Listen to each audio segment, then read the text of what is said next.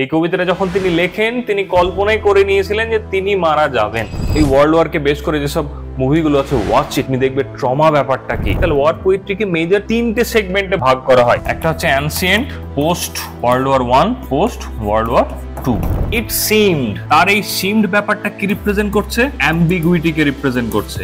এই যে toxic nationalism যখন ঢুকে যাবে তখন মানুষ শিক্ষা দীক্ষা, জব, ক্ষুধা এগুলো নিয়ে ভাববে না, কোনো একটা পার্টিকুলার পলিটিক্যাল লিডারকে অবলম্বন করে তাদের সমস্ত চিন্তাধারা ঘুরবে। স্ট্রেঞ্জ মিটিং, এই পার্টিকুলার পোয়েমটা খুবই সুন্দর একটা পোয়েম, কিন্তু এই পোয়েমটাকে শুধুমাত্র পোয়েমের মতো করে ধরলে কিন্তু হবে না। এই পার্টিকুলার পোয়েমটির মধ্যে আমরা একটা ইউনিভার্সাল অ্যাপিল পাবো। যতটা পার্সোনাল লাইফকে খুঁজে পাবো একটা আর্মি বা একটা সোলজারের, ঠিক ততটাই একটা হিস্টোরিক্যাল ফ্লজ, ঐতিহাসিক একটা ভুলকেও খুঁজে পাবো। আমরা যে টক্সিক ন্যাশনালিজম এই ব্যাপারটাকে প্রমোট করি কখনো কখনো, সেই টক্সিক ন্যাশনালিজম থেকে কি ক্ষতি হতে পারে একটা দেশের, একটা জাতির, ইন্ডিভিজুয়াল লেভেলে একটা পরিবারের এবং একটা মানুষের জীবনে, সমস্ত কিছু এই পোয়েমটাতে কিন্তু বলে দেওয়া রয়েছে। আজকে আমরা এই পোয়েমটি নিয়ে বিস্তারিত আলোচনা করব। পোয়েমটি তো আলোচনা করবই, কিন্তু পোয়েমটি আলোচনা করার আগে আমরা পোয়েমের ব্যাকগ্রাউন্ডটা দেখব, দেন হিস্টোরিক্যাল কনটেক্সটটা দেখব, এবং সর্বোপরি উইলফ্রেড ওয়েনের লাইফকে নিয়ে একটু দেখব। তাহলে চলো শুরু করা যাক আজকের পোয়েম। পাবলিকেশনস ডিটেলস দিয়ে শুরু করি। এই পার্টিকুলার পোয়েমের টাইটেলটা তোমরা জানোই। The title of this poem is strange meeting, অদ্ভুত পরিচয় বা অদ্ভুত সাক্ষাৎ। এই অদ্ভুত সাক্ষাৎটা কি, কিভাবে হয়েছে, যখন পোয়েমটা আরো বেশি আমরা পোয়েমের দিকে ঢুকবো তখন আরো বেশি ভালোভাবে টাইটেলের সিগনিফিকেন্সটা বুঝতে পারবো। এই পোয়েমটা লেখা হয় মোটামুটি স্প্রিং বা আর্লি সামারে 1918 সালে, 1918। এবং উইলফ্রেড ওয়েন একজন প্রমিনেন্ট ওয়ার পোয়েট বলা হয়। উইলফ্রেড ওয়েন যখন হসপিটালাইজ ছিলেন, তিনি যখন শেল শকে ভীষণ ট্রমাটাইজড হয়ে হসপিটালাইজ ছিলেন, ঠিক সেই সময় এই পার্টিকুলার কবিতাটি লিখেন। নট অনলি দিস পোয়েম, বলা হয়ে থাকে উইলফ্রেড ওয়েনের যতগুলো কবিতা রয়েছে যেগুলো খুব ভীষণ পপুলার কবিতা, সেগুলো তিনি অসুস্থ অবস্থাতেই লেখেন। এবং এটা ফার্স্ট পাবলিশড হয় wheels an anthology of verse, এই কালেকশনসে ফার্স্ট পাবলিশ হয় হুইলস অ্যান্থোলজি অফ ভার্স 1919 সালে। আবার 1920 সালে 1920-তে পোয়েমস বাই উইলফ্রেড উইন এই কালেকশনসে পাবলিশ হয়। তাহলে প্রথম পাবলিকেশন 1919 দেখতে পাচ্ছ কোন কোথায় হয়েছিল, an anthology of verses. Second publication 1920 poems by Wilfred Owen এই কালেকশনসে। এটা কিন্তু একটা কালেকশন, এটাও একটা collection, okay, poetry collections. Speaker কে এই পোয়েমের? স্পিকার হচ্ছে একজন ডেড সোলজার, ওয়েনের পার্সোনা বলতে পারি। এখানে দুটো পার্টিকুলার পোয়েমে কিন্তু দুজন স্পিকার রয়েছে, দুজনের কথোপকথনটাই হচ্ছে মূল কবিতা। একজন English army, most probably Wilfred Owen নিজে, এবং আরেকজন জার্মান আর্মি, এবং both of them are dead, তারা দুজনেই কিন্তু মারা গেছে। এই পোয়েমের ফর্মটা কি? ব্ল্যাঙ্ক ভার্সে লেখা হচ্ছে, আনরাইমড আয়াম্বিক পেন্টামেটার। আয়াম্বিক পেন্টামেটার এর আগে অনেক কবিতার মধ্যে আমরা আলোচনা করেছি বা ডিসকাস করেছি, সেই কবিতার অ্যানালিসিস গুলো দেখলেই বুঝতে পারবে, এখানে বিশেষভাবে আলোচনা করছি না। স্ট্রাকচার কি? A single dramatic monologue or vision. Now এটাকে কিন্তু ড্রামাটিক মনোলগ বলা যায় না প্র্যাকটিক্যালি, কিন্তু যদি পোয়েট্রিটাকে ভালোভাবে আমরা পড়ি তাহলে দেখবো দুটো চরিত্রের কথোপকথন, এবং একটা চরিত্রে যখন কথা বলছে তখন সে কিন্তু কন্টিনিউ কথা বলে যাচ্ছে, আরেকটা চরিত্র যখন কথা বলছে সে কিন্তু কন্টিনিউ কথা বলে যাচ্ছে। অপোজিট পার্সন বা অপোজিট যে চরিত্র সে কিন্তু সাইলেন্ট থাকছে। তো ফ্রম দ্যাট কনটেক্সট আমরা এটাকে কিন্তু ড্রামাটিক মনোলগ বলতে পারি, যদিও বা মনোলগের যে কনসেপ্টটা সেটা কিন্তু এখানে অ্যাপ্লিকেবল হচ্ছে না। ওকে, রাইম স্কিম কি? প্যারারাইম। প্যারারাইমকে আমরা আরো দুটো নামে জানি, স্ল্যান্ট রাইম একটা হচ্ছে হাফ রাইম। প্যারারাইম কি নামে জানি? স্ল্যান্ট রাইম বা half rhyme, SLANT, slant rhyme বা হাফ রাইম। এই প্যারারাইম বা হাফ রাইমের ব্যাপারটা কি বা স্ল্যান্ট রাইমের ব্যাপারটা কি, পার্টিকুলার কোনো সেন্টেন্সের লাস্টের যে ওয়ার্ডটা থাকবে সেই ওয়ার্ডের প্রথম সাউন্ড এবং শেষ সাউন্ডটা হবে কনসোন্যান্ট, অ্যান্ড পরপর দুটো লাইনের যে সাউন্ড থাকবে, প্রথমটা কনসোন্যান্ট, শেষটা কনসোন্যান্ট, মাঝের ভাওয়েল সাউন্ডটা কিন্তু ডিফারেন্ট থাকবে। প্রথম ওয়ার্ডের মানে প্রথম লাইনের শেষ ওয়ার্ডের, দ্বিতীয় লাইনের শেষ ওয়ার্ডের মাঝের যে ভাওয়েল সাউন্ডসটা থাকবে সেইটা ডিফারেন্ট থাকবে, হোয়ারাজ সেই দুটো শব্দের প্রথম এবং শেষ consonant sound will remain the same.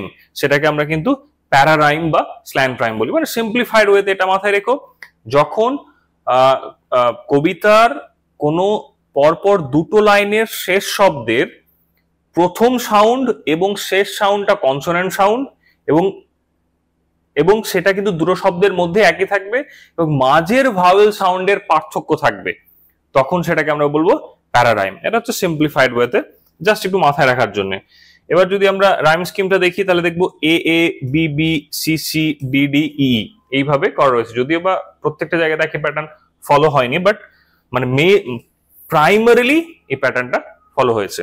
তাহলে চলো এবার আমরা পোয়েমের ব্যাকগ্রাউন্ডটা নিয়ে আলোচনা করে নিই। পোয়েমের ব্যাকগ্রাউন্ডটা কিন্তু খুবই ইম্পর্টেন্ট, স্পেশালি যখন আমরা স্ট্রেঞ্জ মিটিং এর মতো বা ফিউটিলিটির মতো পোয়েট্রি পড়ছি, যেখানে war is the central theme, যুদ্ধ ব্যাপারটা একদম সেন্ট্রাল জিনিস, তাহলে এখানে কিন্তু তোমাকে ওয়ার্ল্ড ওয়ার সম্বন্ধে, মানে যেহেতু এই পার্টিকুলার কবিতাটি ওয়ার্ল্ড ওয়ারকে মাথায় রেখে লেখা হয়েছে, তো ওয়ার্ল্ড ওয়ারের হিস্ট্রিটা একটু আমাদেরকে জেনে নিতে হবে।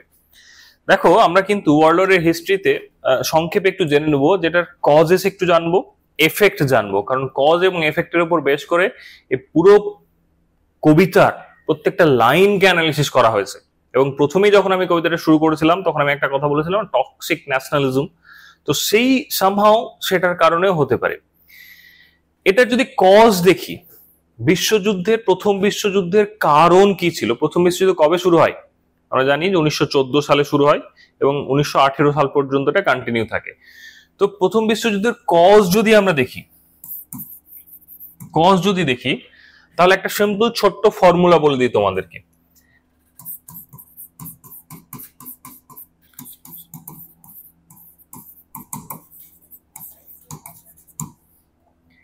এই পার্টিকুলার কনসেপ্টটা মাথায় রেখো, মেন অ্যাসাসিনেশন। নাও মেন অ্যাসাসিনেশন ব্যাপারটা কি? দেখো প্রথম বিশ্বযুদ্ধ কিন্তু খুব কমপ্লেক্স একটা আইডিয়া। বিশ্বযুদ্ধটি কি কারণে হয়েছিল সেইটা বিস্তর জিনিস রয়েছে, বিভিন্ন পলিটিক্যাল ব্যাপার বিষয় রয়েছে, সোশ্যাল ব্যাপার বিষয় রয়েছে, ফাইন্যান্সিয়াল ব্যাপার বিষয় রয়েছে, কিন্তু মূল যে ব্যাপার বিষয় যেটা একদম ডিরেক্ট ওয়ার্ল্ড ওয়ারের সঙ্গে, প্রথম বিশ্বযুদ্ধের সঙ্গে জড়িয়ে রয়েছে, সেই ব্যাপার বিষয়গুলো নিয়ে আমরা আলোচনা করব। মেনকে এই পার্টিকুলার টার্মটাকে মনে রাখো, মেন অ্যাসাসিনেশন। এবার এটাকে ভেঙে নাও, MAIN আর শেষে assassination. Main, M for militarism. European যেসব নেশন গুলো সেই সময় ছিল, France, Britain, America, Russia, Germany, Austria, Hungary, এরা বিশ্বাস করত যে দেশের এই মিলিটারি উইপেন এগুলো যত বেশি, তারা তত বেশি শক্তিশালী। আর ঠিক সেই বিশ্বাসের দরুনই, বিকজ অফ দ্যাট ফেথ, প্রত্যেকটা দেশ কিন্তু তাদের এই মিলিটারি পাওয়ারটাকে বিভিন্নভাবে এক্সপ্যান্ড করছিল। ওয়েপেন তৈরি করে, নতুন নতুন ট্যাঙ্ক তৈরি করে, মেশিন গান তৈরি করে, বিভিন্ন ওয়ারশিপ তৈরি করে, সাবমেরিন তৈরি করে তারা কিন্তু স্ট্রং করছিল। এবার যখন একটা দেশের মিলিটারি স্ট্রং হয়ে যাচ্ছে, সে কিন্তু অহংকারে ভুগছে, সে কিন্তু নিজেকে সুপার পাওয়ার বা সুপ্রিম পাওয়ার হিসেবে ভাবতে শুরু করছে। আর সেই ভাবনা থেকেই কোনো দেশকে অ্যাটাক করতে বা কোনো দেশকে ডমিনেট করতে তারা কিন্তু পিছু পা হচ্ছে না। তো এখানে মিলিটারিজম অ্যাকচুয়ালি রিপ্রেজেন্ট করছে দ্য আইডিয়া অফ প্রাইড। আর আমরা জানি যখনই প্রাইড খুব বেশি ঢুকে যাবে তখনই সেটার পতন অনিবার্য। নেক্সট হচ্ছে অ্যালায়েন্স। অ্যালায়েন্সের ব্যাপারটা কি ছিল, এখানে তৎকালীন ইউরোপ দুটো অ্যালায়েন্সে ভাগ হয়ে গেছিল। একটাকে বলছি ট্রিপল আন্টেড, আর একটাকে বলছি ট্রিপল অ্যালায়েন্স। ম্যাপটা দেখো, একটাকে বলছি ট্রিপল আন্টেড, একটাকে বলছি ট্রিপল অ্যালায়েন্স। ট্রিপল আন্টেডে কে ছিল? ট্রিপল আন্টেডে ছিল ব্রিটেন, ফ্রান্স এন্ড রাশিয়া। কে কে ছিল? Britain, France and Russia. অন্যদিকে ট্রিপল অ্যালায়েন্সে কে ছিল? Germany, Austria Hungary and Italy. এটা কিন্তু মনে রাখো, এটা তোমাদের ইনফ্যাক্ট অন্য কোনো এক্সাম জিকেতেও কাজে লাগবে। তো এই দুটো শক্তিতে কিন্তু ইউরোপ ভাগ হয়ে গেছিল। আর এই অ্যালায়েন্সের দরুন আরো বেশি দাম্ভিকতা যে ব্যাপারটা প্রত্যেকটা দেশের, ব্রিটেন মনে মনে ভাবছে তার সঙ্গে ফ্রান্স আছে, রাশিয়া আছে, they have become super power. অন্যদিকে অস্ট্রিয়া হাঙ্গারি ভাবছে জার্মানি আছে, ইটালি আছে, they think they also think about their own power. তো এই যে ব্যাপারটা, এই শো অফ করার ব্যাপারটা, মানে দুটো অ্যালায়েন্সে ভাগ হয়ে যাওয়ার দরুন আরো বেশি যেন একটা ছেদ পড়ে যায় কিসে? দেশের আভ্যন্তরীণ, মানে ইউরোপিয়ান কান্ট্রিগুলোর আভ্যন্তরীণ সম্পর্কে। এবং তৎকালীন রাজনৈতিক ব্যাপারটাও কিন্তু এই অ্যালায়েন্সের উপর বেশ করেই বিভিন্ন পলিসি মেকিং গুলো শুরু হয়ে যায়। আর সেটার ফলে একটা ইম্প্যাক্ট পড়ে যায়। কিসে ইম্প্যাক্ট? রিলেশনশিপ, দেশের সম্পর্কের ইম্প্যাক্ট। আর সেই সম্পর্ক যখন খারাপ হতে থাকে তখন বিশ্বযুদ্ধ অনিবার্য হয়ে ওঠে। নেক্সট আই মিনস হচ্ছে imperialism. Imperialism, as you all know it, European যতগুলো নেশন আছে তারা কিন্তু ইম্পেরিয়ালিজমে বিশ্বাসী ছিল। এবার কোন দেশ কোন থার্ড ওয়ার্ল্ড কান্ট্রিটাকে বা কোন দেশটাকে শোষণ করবে, কলোনি স্থাপন করবে, সেখান থেকে বেশি ইকোনমিক এক্সপ্লয়েট করবে, সেখান থেকে বেশি ম্যান ফোর্সকে এক্সপ্লয়েট করবে, এই ব্যাপার নিয়ে কিন্তু তাদের মধ্যে রেষারেষি চলতে থাকে। এবং যখন কোন একটা দেশ কোন কলোনি স্থাপন করতো এবং সেই কলোনি থেকে বিশাল অংশে পয়সা উপার্জন করতো বা ইকোনমিক এক্সপ্লয়টেশন করতো, অন্য দেশ বা অন্য একটা অ্যালায়েন্সের দেশ অটোমেটিক্যালি তাকে হিংসা করবে, এটাই স্বাভাবিক। তো ইম্পেরিয়ালিজম একটা বিশাল বড় রোল প্লে করেছিল যে কে কোন দেশকে শোষণ করবে, সে ভাগাভাগি করতে গিয়ে তারা কিন্তু আরো বেশি বিশ্বযুদ্ধ বাঁধিয়ে ফেলে। And N for nationalism. Nationalism, এখানে কিন্তু ন্যাশনালিজম মানে ভেবো না যে দেশের প্রতি শুধু ভালোবাসা। এই ন্যাশনালিজমটা কেমন ছিল? টক্সিক। টক্সিক, ওই যে যখন প্রচুর মিলিটারি পাওয়ার হয়ে গেল তখন এই ন্যাশনালিজমটাকে হাইপ করে দেওয়া হলো। ন্যাশনালিজমটা কম্প্যাশনেট ন্যাশনালিজম নয়, ন্যাশনালিজমটা প্রাইডের উপর বেস করে, যে আমার দেশ প্রচুর সামরিক বাহিনী আছে, প্রচুর অস্ত্রশস্ত্র আছে, প্রচুর সবকিছু আছে, আমি আমার দেশকে ভালোবাসি, আমি আমার দেশকে ভালোবেসে সমস্ত দেশকে ধ্বংস করে দেবো। এই যে টক্সিক যে ন্যাশনালিজম, এই ব্যাপারটা কিন্তু এই সময় প্রমিনেন্ট আকার ধারণ করে বসে। আর ঠিক সেই কারণেই বিশ্বযুদ্ধে একটা হাওয়া পেয়ে যায়। এবং ফাইনালি দ্য অ্যাসাসিনেশন। কার অ্যাসাসিনেশন? অস্ট্রিয়া হাঙ্গারির হিয়ার বা রাজকুমার বলতে পারো, তার যে অ্যাসাসিনেশন হয় কত সালে?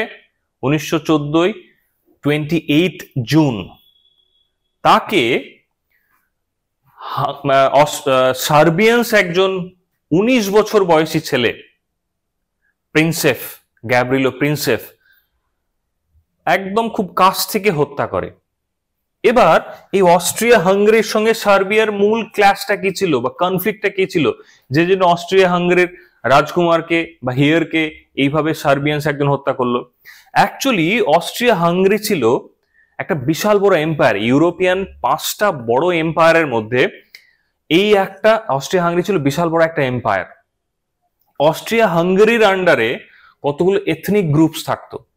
আর এই এথনিক গ্রুপসরা একটা সময়, তার মধ্যে এই সমস্ত এথনিক গ্রুপসের মধ্যে সার্বিয়ান্স একটা এথনিক গ্রুপ।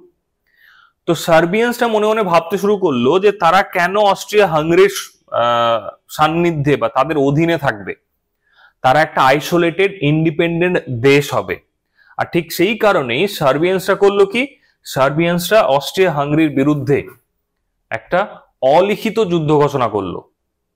এবং এই যে গ্যাব্রিলো প্রিন্সেপের কথা বলছি, সে ব্ল্যাক হ্যান্ড নামে একটা সংস্থা, সার্বিয়ান্স একটা সংস্থা, যেটা কিন্তু এক্সট্রিমিস্ট সংস্থা, যারা বিশ্বাস করতো যে সার্বিয়ান্স পিপলদেরকে ইউনাইট করা সম্ভব with the help of violence. আর সেই ভায়োলেন্সের শিকারী হলো অস্ট্রিয়া হাঙ্গেরির রাজকুমার, কি নাম, ডিউক আর্ক ফার্ডিনান্ড। 28 জুন 1914 সালে তাকে হত্যা করা হয়।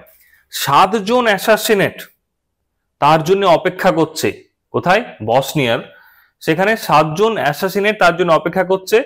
একজন তাকে বম চালাচ্ছে, কোনোভাবে বমটা মিস করে তার গাড়িতে এগিয়ে যাচ্ছে, বাট কিছুক্ষণ পরেই গ্যাবলিয়ার প্রিন্সেপ তাকে পয়েন্ট ব্ল্যাঙ্ক রেঞ্জ থেকে শুট করে, তাকে এবং তার বউ সোফিয়াকে। এই পার্টিকুলার ইনসিডেন্টটাতে যখন ডিউক আর্ক ফার্ডিনান্ডের হত্যা হয়ে গেল, অস্ট্রিয়া হাঙ্গেরি কিন্তু সার্বিয়ান্সকে অ্যাটাক করে দিল। সার্বিয়ান্সদের ফেভারে ছিল কে, রাশিয়া। রাশিয়া সার্বিয়ান্সদের ফেভারে থেকে অস্ট্রিয়া হাঙ্গেরিকে অ্যাটাক করলো। এবার রাশিয়ার সঙ্গে ধীরে ধীরে ব্রিটেনের সঙ্গে, কারণ ওই যে অ্যালায়েন্স ট্রিপল হান্ড্রেড তারা ছিল, ফ্রান্স জড়িয়ে পড়লো, তারা অস্ট্রিয়া হাঙ্গেরিকে অ্যাটাক করলো। আর যখন রাশিয়া সার্বিয়ার ফেভারে অস্ট্রিয়া হাঙ্গেরিকে অ্যাটাক করলো, ঠিক তখনই জার্মানি কি করলো, অস্ট্রিয়া হাঙ্গেরিকে সাপোর্ট করে দিল, ইটালি অস্ট্রিয়া হাঙ্গেরিকে সাপোর্ট করে দিল। ইউরোপ ভাগ হয়ে গেল, ভেবে দেখো। এবার ইউরোপের যতগুলো অলমোস্ট সুপার পাওয়ার আছে প্রত্যেকেই যখন লড়ে যাচ্ছে, তাহলে ওয়ারটা কতটা ডিভাস্টেটিং হতে পারে, কতটা ভয়ঙ্কর হতে পারে। আর সেই ভয়ঙ্কর ওয়ারের আমরা যদি এফেক্ট পড়ি, তাহলে এফেক্ট ইমাজিন 16 থেকে 21 মিলিয়ন, 16 থেকে 21 মিলিয়ন এই যুদ্ধে, প্রথম বিশ্বযুদ্ধে মানুষ মারা যায়, এবং বিশ্বাস করা হয় যে 50 মিলিয়ন মানুষ উন্ডেড হয়। ইমাজিন এতগুলো সুপার পাওয়ার কান্ট্রি, যেগুলো অলমোস্ট তারা সবাই কিন্তু তখন ভীষণ পাওয়ারফুল ছিল, তারা যখন যুদ্ধ করছে কতগুলো লোক মারা যাচ্ছে, গ্রামকে গ্রাম উজাড় হয়ে যাচ্ছে, শহরকে শহর উজাড় হয়ে যাচ্ছে। এই ওয়ার্ল্ড ওয়ারকে বেস করে যেসব মুভিগুলো আছে, ওয়াচ ইট, তুমি দেখবে ট্রমা ব্যাপারটা কি, শেল শক ব্যাপারটা কি, কিভাবে গ্রামকে গ্রাম উজাড় হয়ে যায়, কিভাবে সোসাইটি একদম ভয়ঙ্কর ভাবে ডুবে যাচ্ছে। লসটা আমরা যখন যুদ্ধ বিগ্রহ হয় তখন কিন্তু ইন্ডিভিজুয়াল লসের কথা ভাবি না, তখন শুধু নেশনের লসের কথা ভাবি। কিন্তু ইমাজিন করো ইন্ডিভিজুয়াল লসটা কতটা ইম্প্যাক্টফুল হতে পারে। এতগুলো মানুষ মারা যাচ্ছে। বিশ্বযুদ্ধ সম্বন্ধে, প্রথম বিশ্বযুদ্ধ এবং দ্বিতীয় বিশ্বযুদ্ধ সম্বন্ধে বলা হয় যে ইউরোপিয়ান কান্ট্রিগুলোর বেশিরভাগ জায়গাতে, স্পেশালি ইংল্যান্ডের সোসাইটিতে একটা জেনারেশনের গ্যাপ হয়ে গেছিল। গ্যাপ হয়ে গেল মিনস ইয়াং ছেলেমেয়ের, মানে ইয়াং পুরুষ মানুষেরা, তারা যখন ওই যে টক্সিক ন্যাশনালিজমে ভুগছে, তারা ভাবছে মনে মনে যে পাবজির মতো গিয়ে ভীষণ যুদ্ধক্ষেত্রে গিয়ে যুদ্ধ করবে, আর যুদ্ধ করতে গিয়ে তারা ওয়ার হিরো হিসেবে ডিক্লেয়ার্ড হবে। যদি তারা শহীদ হয়ে যায় তাহলে তারপরেও তারা ওয়ার হিরো হিসেবে ডিক্লেয়ার্ড হবে। এই যে টক্সিক ম্যাসকুলিনিটিতে এমন ভাবে তারা ভুগতে শুরু করেছিল, মানে তাদের ব্রেনটাকে এমন ভাবে ওয়াশ করা হয়েছিল যে তারা নির্দ্বিধাতে 16 বছর 17 বছরের ছেলেরা, 15 বছরের ছেলেরা, তারা বন্দুক হাতে করে যুদ্ধক্ষেত্রে চলে যাচ্ছে যুদ্ধ করতে। তারা যখন যুদ্ধক্ষেত্রে যাচ্ছে যুদ্ধ করতে, এবং যুদ্ধের যখন দেখছে চারিদিকে ডিভাস্টেটিং সিচুয়েশন, কারো পা পড়ে আছে, কারো মাথা পড়ে আছে, কারো চোখ উপড়ে আছে, কারো শরীর গলে পচে আছে যুদ্ধক্ষেত্রে, দেন দে রিয়ালাইজড যে যুদ্ধটা আদতে হেল। বলা হয় যে তৎকালীন ইংল্যান্ডের সমাজে, স্পেশালি গ্রামগুলোতে, একটা পূর্ণাঙ্গ যুবক মানুষ ছিল না। বেশিরভাগ যুবক মানুষ যুদ্ধে মারা গেছে। যে কটা যুবক যুদ্ধ থেকে ফিরে আসতে পেরেছিল, তাদের কারো হাত ছিল না, কারো পা ছিল না, কারো চোখ ছিল না, কারো জিভ ছিল না, আর যাদের পূর্ণাঙ্গ বডি ছিল তাদের মাথা ছিল না। মাথা ইন দ্য সেন্স তাদের বুদ্ধি ছিল না, সেন্স ছিল না, তারা পাগল হয়ে গেছিল। এত বেশি ট্রমাটাইজ সিচুয়েশন ক্রিয়েট হয়েছিল। ইমাজিন কি ভয়ঙ্কর এফেক্ট পড়েছিল যুদ্ধ। আমরা কথায় কথায় বলি না যুদ্ধ এই করতে হবে ওই করতে হবে, বাট যুদ্ধতে সাধারণ মানুষ কিভাবে সাফার করে, ইন্ডিভিজুয়াল যে লসটা, সেই লসটাই আমাদের আজকের এই পোয়েমে কিন্তু দেখতে পাবো। যে ওয়ার্ল্ড ওয়ার একটা হিস্টোরিক্যাল ইভেন্ট, এবং সেই হিস্টোরিক্যাল ইভেন্ট, মানে হিস্টোরিক্যাল ইভেন্ট বলাটা ভুল, হিস্টোরিক্যাল ফ্ল, যে ভুলের জন্য না জানি কত কিছু স্যাক্রিফাইস করতে হয়েছে, কত পরিবারকে স্যাক্রিফাইস করতে হয়েছে, কত দেশ শেষ হয়ে গেছে, কত গ্রামকে গ্রাম উজাড় হয়ে গেছে, সেটারই ইম্প্যাক্ট কিন্তু আমরা এই পার্টিকুলার পোয়েমের মধ্যে ইন্ডিভিজুয়াল লেভেলে দেখতে পাবো। তো এটা তো হলো হিস্টোরিক্যাল ব্যাকগ্রাউন্ড। এবার এসো উইলফ্রেড ওয়েনের লাইফ নিয়ে। মানে আমরা তো হিস্টোরিক্যালি দেখলাম যে কত বড় ক্ষতি হয়েছে প্রথম বিশ্বযুদ্ধের ফলে বা বিশ্বযুদ্ধের ফলে। এবার উইলফ্রেড ওয়েনের লাইফটা সম্বন্ধে একটু জেনে নিই। উইলফ্রেড ওয়েন মাত্র 25 বছর বেঁচে ছিলেন। হ্যাঁ, তিনি প্রথম বিশ্বযুদ্ধে মারা যান। ইমাজিন করো, একজন কবি, তিনি শুধু কবি ছিলেন না, হি ওয়াজ আ স্কুল টিচার অ্যাজ ওয়েল। তিনি স্কুল টিচার ছিলেন, কিন্তু ওই তাকে যখন তিনি কিন্তু শখের বশে, মানে খুব ইচ্ছে তার যুদ্ধ করতে যাওয়ার, এই শখের বশে তিনি যুদ্ধ করতে যাননি, বরং এক প্রকার সামাজিক চাপে, ওই যে টক্সিক ন্যাশনালিজম এমন ভাবে চারিদিকে বিরাজমান, হ্যাঁ তুমি ইয়াং ছেলে, তুমি বন্দুক ধরবে না, তুমি দেশের হয়ে লড়বে না, তো কি হলো, এই ব্যাপারটাতে তিনি এক প্রকার বাধ্য হয়ে যুদ্ধে যান। এবং তিনি যখন যুদ্ধে যান 1915 সালে ব্রিটিশ আর্মি জয়েন করেন। 1917 সাল নাগাদ, এই যে আজকে যে আমরা পোয়েমটা পড়তে চলেছি না, একটা টানেলের মধ্যে দুটো আর্মি, 1917 সাল নাগাদ তিনি আহত হন। বেশ কিছুদিন একটা টানেল বা টানেলের মধ্যে তাকে কাটাতে হয়। এবং তিনি একা ছিলেন না, তিনি ওখানে আহত হয়ে পড়ে রয়েছেন, তার পাশে আর কিছু অফিসারকে মৃত অবস্থায় তিনি পাচ্ছেন।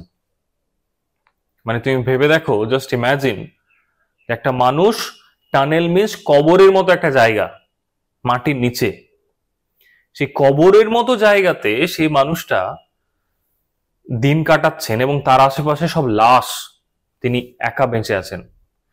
সেইটার ফলে তিনি শেল শক ডেভেলপ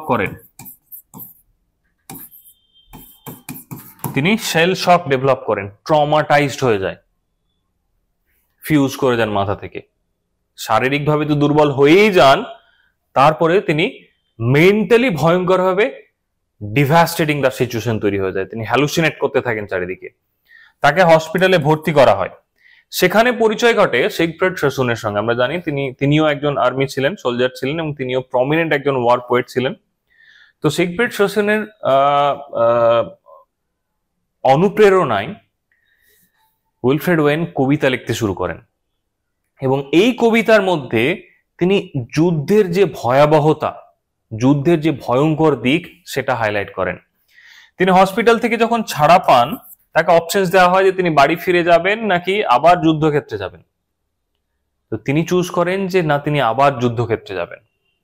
এবং যেদিন তিনি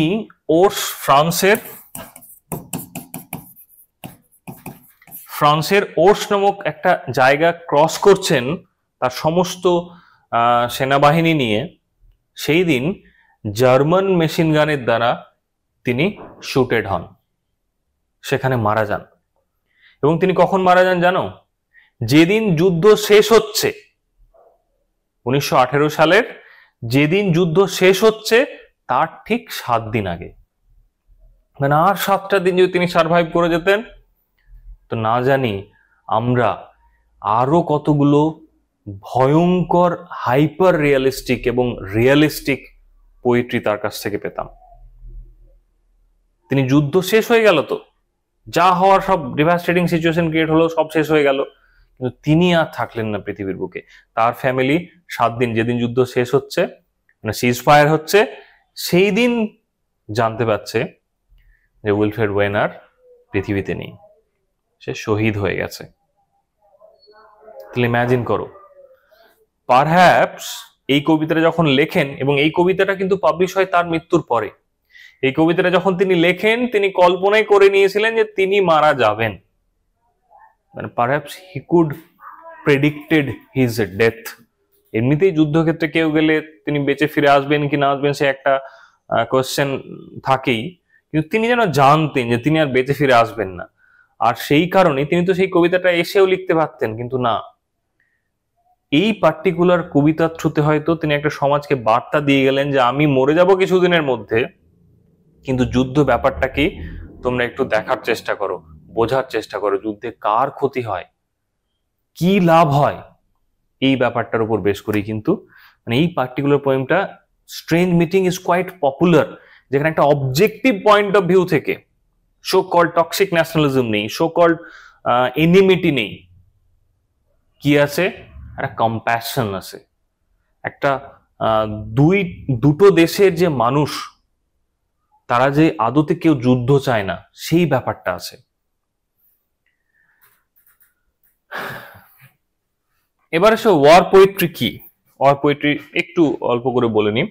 War poetry refers to the poetry that deals with the theme, experiences and consequences of war. War poetry বলতে যে সব কবিতাগুলোর মধ্যে আমরা যুদ্ধ রিলেটেড বিষয়বস্তুকে দেখতে পাবো সেটাকে আমরা ওয়ার পোয়েট্রি বলি। এবার ওয়ার পোয়েট্রির মধ্যে ওয়ার পোয়েট্রির ইতিহাসটা যদি দেখি তাহলে ওয়ার পোয়েট্রিকে মেজর তিনটে সেগমেন্টে ভাগ করা হয়, তিনটে সেগমেন্টকে ভাগ করা হয়। একটা হচ্ছে অ্যানসিয়েন্ট বা ক্লাসিক, একটা হচ্ছে পোস্ট ওয়ার্ল্ড ওয়ার 1 আর একটা হচ্ছে পোস্ট ওয়ার্ল্ড ওয়ার 2। নাও এই তিনটে সেগমেন্টে যে ভাগ করা হলো, এই অ্যানসিয়েন্টটা এক ধরনের বার্তা বহন করে ওয়ার পোয়েট্রির। আমরা যদি ক্লাসিক্যাল যেসব এপিক গুলো দেখবো, যে কোনো এপিক, ইন্ডিয়ান এপিক দেখো, গ্রিক এপিক দেখো, রোমান এপিক দেখো, প্রত্যেকটা জায়গায় যুদ্ধকে সেলিব্রেট করা হয়েছে, ওয়ারকে রোমান্টিসাইজ করা হয়েছে, তাই তো? ওয়ার একটা যেন হিরোইক আইডিয়ালস, কেউ যুদ্ধে যাচ্ছে means he is considered two be the hero, একটা হিরোইক আইডিয়ালস, মানে যুদ্ধকে রোমান্টিসাইজ করা হয়েছে। কিন্তু এই পোস্ট ওয়ার্ল্ড ওয়ার 1 প্রথম বিশ্বযুদ্ধের পরে কিন্তু সেটা করা হয়নি। যুদ্ধকে রোমান্টিসাইজ তো বহু দূরের কথা, ভয়ঙ্কর রূপে ক্রিটিসাইজ করা হয়েছে এবং যুদ্ধের রিয়েলিটিটাকে দেখানো হয়েছে। যে যুদ্ধের রিয়েলিটিটা ইন্ডিভিজুয়াল লেভেলে, সোশ্যাল লেভেলে, ইকোনমিক লেভেলে মানুষের সাবকনসিয়েন্সে কতটা ইম্প্যাক্ট ফেলতে পারে সেটা দেখানো হয়েছে। আর পোস্ট ওয়ার্ল্ড ওয়ার 2 তে এই আইডিয়ালসটাই, মানে ওয়ার্ল্ড ওয়ার 1 এর এই থিমেটিক আইডিয়ালসটাকেই ক্যারি ফরওয়ার্ড করা হচ্ছে। বোঝা গেল? তাহলে সিম্পলিফাইড ওয়েতে তাহলে ওয়ার পোয়েট্রিকে দুটো মানে তিনটে মেজর ক্যাটাগরিতে আমরা ভাগ করছি। একটা হচ্ছে অ্যানসিয়েন্ট বা ক্লাসিক্যাল ওয়ার পোয়েট্রি, যেটা ওয়ারকে সেলিব্রেট করছে, রোমান্টিসাইজ করছে। আর একটা হচ্ছে post world war 1 and post world war 2। এইটা হচ্ছে মূল ওয়ার পোয়েট্রির গল্প। আর ওয়ার পোয়েট্রির মধ্যে আমরা কি ধরনের থিম দেখতে পাই, যেগুলো যুদ্ধ রিলেটেড, সেটা সাইকোলজিক্যাল থিম হতে পারে, ফিজিক্যাল ভায়োলেন্স হতে পারে, সোশ্যাল ভায়োলেন্স হতে পারে, পলিটিক্যাল ভায়োলেন্স হতে পারে, সমস্ত কিছু কিন্তু আমরা দেখতে পাবো এবং সেটা একদম রিয়ালিটি বেসড। বোঝা গেল? এবার এসো আমরা মূল কবিতাতে ঢুকবো, কিন্তু মূল কবিতায় ঢোকার আগে একটু কবিতার বিষয়বস্তুটা নিয়ে একটু বলে নিই, তারপর আমরা কবিতার ডিসকাশনে ঢুকছি। মূল কবিতাটা খানিকটা এরকম যে দুটো আর্মি, দুটো সোলজার, একজন ইংলিশ সোলজার, একজন British soldier, both of them, তারা একটা টানেল বা ট্রেঞ্চের মধ্যে,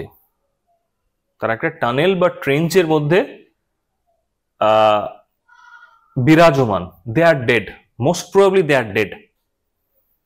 তারা কথোপকথন করছে। Before death they use to be the enemy, after death they are not enemy, they are dead bodies only.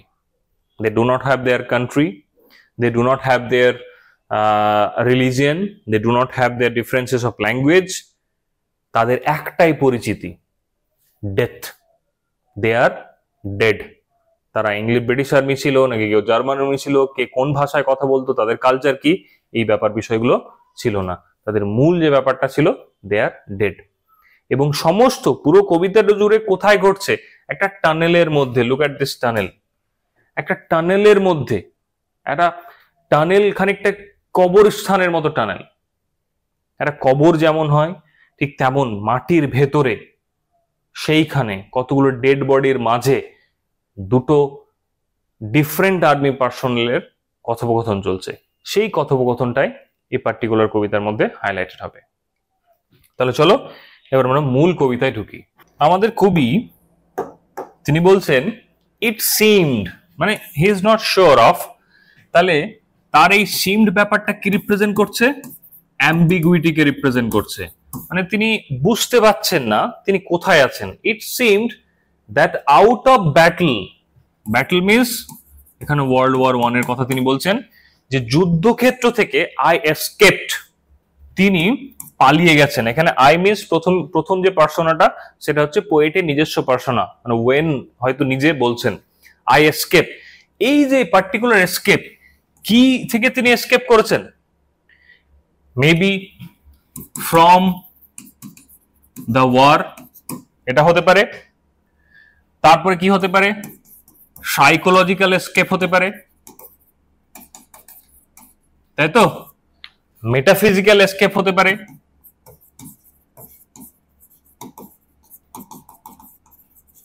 তাহলে আমাদের কবি তিনি বলছেন যে ইট সিমড, আমার যেন মনে হচ্ছে কোন রকমে যেন তেন প্রকারেণ আমি পালিয়ে গেছি, এসকেপ করে গেছি। কি থেকে? হয়তো সেই এসকেপটা তার সাইকোলজিক্যাল এসকেপ, যে ডিভাস্টিং একটা সিচুয়েশন ক্রিয়েট হচ্ছে সেখান থেকে তিনি পালিয়ে গেছেন, বা এমনও হতে পারে তিনি যুদ্ধক্ষেত্র থেকে পালিয়ে এসেছেন। তো তার যে এসকেপটা, এবং কোথায় পালিয়েছেন, সেকেন্ড লাইনটা দেখো, ডাউন সাম প্রোফাউন্ড ডাল টানেল, প্রোফাউন্ড মিন্স ডিপ, এবং তিনি কোথায় পালিয়েছেন? বলছে যে তিনি হয়তো কোন একটা ডাল, মানে ডাল প্রোফাউন্ড মিন্স হচ্ছে তোমার একটা ডিপ টানেল, ট্রেঞ্চ, এই যে ট্রেঞ্চ, মানে উপরে যুদ্ধ হচ্ছে, তিনি কোন রকম করে সেই ভয়ঙ্কর যুদ্ধক্ষেত্র থেকে তিনি নিচে কোন এক টানেলের মধ্যে আশ্রয় নিয়েছেন। এই যে ডাউন সাম ডাল প্রোফাউন্ড টানেল, এই টানেলটাকে রিপ্রেজেন্ট করছে, টানেলটা রিপ্রেজেন্ট করছে মূলত দুটো জিনিস। এক, লাইফ টু ডেথ, যাওয়ার যে প্রসেস, মানে তিনি তার জীবদ্দশা থেকে মৃত্যুর দিকে ধীরে ধীরে ঝুঁকছেন, তাহলে ওই আর্থ থেকে ধীরে ধীরে মৃত্যুর দিকে যাচ্ছেন, সেটা একটা রিপ্রেজেন্ট করছে দ্য টানেল, দ্য প্যাসেজ। আর একটা হচ্ছে passage from conscious to subconscious mind, conscious to subconscious mind, মানে তিনি নিজের সেন্স থেকে ধীরে ধীরে যেন একটা ভিজন বা অজ্ঞানতার দিকে যাচ্ছেন, তিনি যেন ধীরে ধীরে আনকনসিয়াস হয়ে যাচ্ছেন বা সাবকনসিয়াসে ঢুকে পড়ছেন। তো দ্যাট টানেল এটা কিন্তু রিপ্রেজেন্ট করতে পারে। এবার এখানে দেখো ডাউন সাম প্রোফাউন্ড টানেল, টানেলটা নিচে, এই পার্টিকুলার রেফারেন্সটা কিন্তু গ্রিক মিথোলজিতে কাটাবাসিস, প্রমিনেন্ট একজন গ্রিক মিথোলজির ক্যারেক্টার, যে কিনা আন্ডারওয়ার্ল্ডে, পাতাল লোকে সে প্রবেশ করেছিল, তার আইডিয়াটাকে রিপ্রেজেন্ট করছে। যেখানে আমাদের কবিও কিন্তু যেন পাতাল লোকে রিপ্রেজেন্ট করছেন, কোথায় আলটিমেটলি যাচ্ছেন ওই অন্য আমরা কিন্তু পরবর্তীতে জানবো, কিন্তু যেন তিনি আন্ডারওয়ার্ল্ডে যাচ্ছেন। ঠিক যেমন করে এই কাটাবাসিস, এই গ্রিক মিথোলজির পার্টিকুলার হিরো যেমন করে আন্ডারওয়ার্ল্ডে গেছেন ডাল টানেলের মধ্যে দিয়ে, আমাদের কবিও কিন্তু সেটা দিয়ে যাচ্ছেন। এটা কিন্তু মাথায় রেখো, এটা প্রমিনেন্ট একটা মিথোলজিক্যাল রেফারেন্স। ওকে, নেক্সট কি বলছেন? Long since scooped through granites which Titanic wars had groined. Long since, এখানে long since represents eternal, বলছে লং সিন্স scooped মানে হচ্ছে তোমার আনন্যাচারাল এক্সক্যাভেশন বলতে পারো, মানে প্রাকৃতিক ভাবে কোন একটা পৃথিবীর জায়গায় খুঁড়ে আছে বা টানেল তৈরি হয়েছে এমন নয়, আনন্যাচারাল মানে মানুষ সেটাকে খুঁড়েছে বা টানেলটা তৈরি করেছে। এখানে স্কুপড মানে ধরো তুমি একটা বাটির মধ্যে যখন আইসক্রিম নাও, বাটি আইসক্রিম খাও, চামচাটা দিয়ে যখন ঢুকিয়ে আইসক্রিমের মধ্যে ঢুকিয়ে যখন টেনে তুমি তুলো, তখন সেই অংশটা যেমন লাগে সেইটাকে রিপ্রেজেন্ট করছে। পৃথিবী থেকে কেউ যেন মিন্স মানুষ যেন খুবলে তুলে নিয়েছে, নিজের সুবিধার জন্য পৃথিবীটাকে খুবলে একটা টানেল তৈরি করেছে, সেইটা হচ্ছে স্কুপড মানে সিম্পলিফাইড আনন্যাচারাল এক্সক্যাভেশন। ধরো বলছে লং সিন্স স্কুপড, বলছে এই যে টানেলটা যেন মনে হচ্ছে বহুদিন যাবত, ইটারনাল, লং সিন্স বহুদিন যাবত এই টানেলটা তৈরি হয়ে রয়েছে। কি দিয়ে তৈরি হয়ে রয়েছে? Through granites which titanic wars had groined. Through granites which titanic wars. Titanic wars এর রেফারেন্সটা কি? আবার গ্রিক মিথোলজি রেফারেন্স চলে আসছে আমরা। টাইটান্স, দেখো টাইটান্সটা ছিল ভীষণ ফায়ারাস এবং পাওয়ারফুল গড। টাইটান্সরা এক সময় ভীষণ মানে গোটা পৃথিবীতে রাজ করেছে। টাইটান্সদেরকে হারিয়েছে কে? অলিম্পিয়ান গডসরা। মানে টাইটান্সদের পরে এসছে অলিম্পিয়ান গডসরা। তো এই অলিম্পিয়ান গডসদের সঙ্গে টাইটানিক যে গডসদের যে যুদ্ধ, সেটা রেফারেন্সের কথা এখানে কিন্তু বলা হয়েছে। তো বলছে through granites which titanic wars had groined. এই গ্রয়েন্ডের ব্যাপারটা কি এটা দেখো। এই কিছুক্ষণ আগে আমি প্যারাডাইমের কথা বলছিলাম না, এগুলো থেকে বুঝতে পারবে। গ্রয়েন্ডের ব্যাপারটা কি একটু আগে দেখে নাও, তারপরে ওটা বলছি। গ্রয়েন্ড ব্যাপারটা কি? গ্রয়েন্ড হচ্ছে যে কোন একটা ক্যাথিড্রাল যখন যাবে তখন দুই দিকের বিম এক জায়গাতে এসে লাগবে। এই দেখতে পাচ্ছ না, এই যে এই পার্টিকুলার এটাকে গ্রয়েন্ড বলছে। দুই দিকের বিম এক জায়গাতে এসে লাগবে। তো এই গ্রয়েন্ড ব্যাপারটা একটা ডোম, মানে কোন একটা ক্যাথিড্রালের ডোম এবং দুই দিকের বিম যখন একটা জায়গাতে লাগছে সেটাকে বলছে গ্রয়েন্ড। তাহলে গ্রয়েন্ড ব্যাপারটা রিপ্রেজেন্ট করছে স্যাক্রেড ক্যাথিড্রাল। ক্যাথিড্রাল, তাই তো? একটা ক্যাথিড্রালকে রিপ্রেজেন্ট করছে। কিন্তু এখানে কি স্যাক্রেড ক্যাথিড্রালকে রিপ্রেজেন্ট করছে? নো, এই টানেলটাকে বলছে, এই টানেলটা হচ্ছে আদতে গ্রয়েন্ড। মানে কি? তাহলে এই টানেলটা হচ্ছে মানে a cathedral made for suffering or made of suffering or made of violence. A cathedral made of violence, এটা কিন্তু মাথায় রেখো, ভীষণ ইম্পর্টেন্ট। তাহলে আমরা কি দেখছি এখানে? কবি পার্টিকুলার তিনটে লাইনে বলছেন যে হঠাৎ করে কবি যেন নিজের কনসিয়াস থেকে আনকনসিয়াস হোক, যুদ্ধক্ষেত্র থেকে নিচে হোক বা নিজের লাইফ থেকে ডেথের পর্যায়ে হোক, তিনি যে পাস হচ্ছেন, হঠাৎ করে তিনি রিয়ালাইজ করছেন তিনি একটা ডাল প্রোফাউন্ড ডিপ টানেলের মধ্যে নিজেকে খুঁজে পাচ্ছেন। এবং এই টানেলটাকে তেনার দেখে মনে হচ্ছে যে টানেলটা আজকের নয়, ইটার্নাল। ইট মিনস যুদ্ধ আজকে হচ্ছে না, ওয়ার্ল্ড ওয়ার যে আজকে হচ্ছে এমনটা নয়। তিনি কিন্তু ওই যে ওয়ার পোয়েট্রি পড়াতে, মানে ওয়ার পোয়েট্রি কি, ওয়ার পোয়েট্রি কত ভাগে ভাগ করা হয় সেটা পড়াতে গিয়ে ওই অ্যানসিয়েন্ট বা ক্লাসিক্যাল ওয়ার পোয়েট্রি যে রেফারেন্সটা, তিনি কিন্তু ক্লাসিক্যাল ওই ব্যাপারটাকে টেনে নিলেন। মানে ইটার্নাল ওয়ার, ওয়ার যে একটা ইটার্নাল এলিমেন্ট, যেটা পৃথিবী যখন থেকে আছে তখন থেকে যুদ্ধ আছে, এই ব্যাপারটাকে দেখানোর জন্য কিন্তু এই লং সিনসটাকে, মানে তিনি যেন ফিল করছেন যে এই জায়গাটা আজকের নতুন নয়, বিশ্বযুদ্ধের জন্যই যে হয়েছে এমনটা নয়, যুগ যুগ ধরে আছে। মানে যুদ্ধটা যেন মানুষের যুদ্ধটা যেন বা যুদ্ধের কনসেপ্টটা যেন যুগ যুগ থেকে আছে, সেটাকে তিনি রিপ্রেজেন্ট করছেন। এবং তিনি রিপ্রেজেন্ট করছেন কিভাবে? এই গ্রয়েন্ড শব্দটার মধ্যে দিয়ে তিনি এটা বলতে চাইছেন যে মানুষ যুদ্ধটাকে যেন একটা প্লেজারের সঙ্গে, যুদ্ধটাকে যেন একটা এস্থেটিক সেক্রেড ভ্যালুর সঙ্গে রিপ্রেজেন্ট করতে চাইছেন। তারপরে কি? yet also encumbered sleepers groaned. encumbered মানে হচ্ছে তোমার বার্ডেন্ড বলতে পারো। বার্ডেন্ড মানে কোন একটা মানুষ যে ভীষণ আনরেস্ট ফিল করছে, ঘুমের মধ্যেও সে যেন বকছে, তার মাথার মধ্যে এত প্রেশার, সাইকোলজিক্যাল প্রেশার। এই যে এনকাম্পার্ড স্লিপার্সটা রিপ্রেজেন্ট করছে দ্য ডিভাস্টেটিং সাইকোলজিক্যাল সিচুয়েশন। তো হচ্ছে ইয়েট অলসো, এবং আমি দেখতে পাচ্ছি যেন দেয়ার এনকাম্পার্ড স্লিপার্স গ্রোন্ড। গ্রোন মিনস হচ্ছে গোঙানি বলতে পারো। গ্রোন মিনস হচ্ছে গোঙানি। সেই টানেলের মধ্যে হঠাৎ করে কবি যেন কতগুলো গোঙানির আওয়াজ শুনছেন, এবং যেন ঘুমের ঘোরে যেমন মানুষ গোঙায় ঠিক তেমন করে। তাহলে গ্রোনটা কি রিপ্রেজেন্ট করছে? গ্রোন রিপ্রেজেন্ট করছে আনরেস্ট, পেন, সরো, সাফারিং, তাই তো? তো তিনি এটা শুনছেন। Too fast in thought or death B start.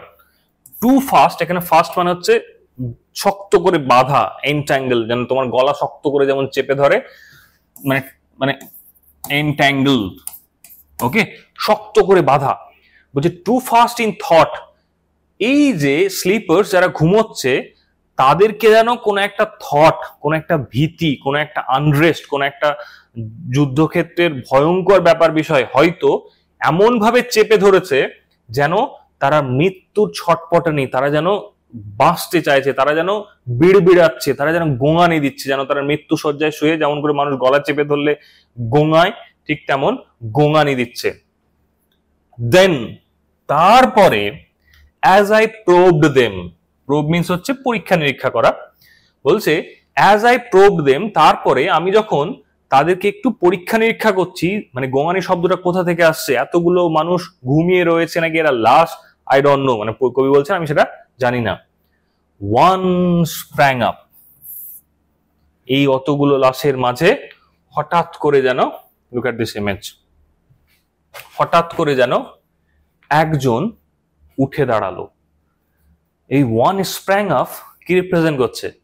Biblical idea of resurrection of dead, তাই তো?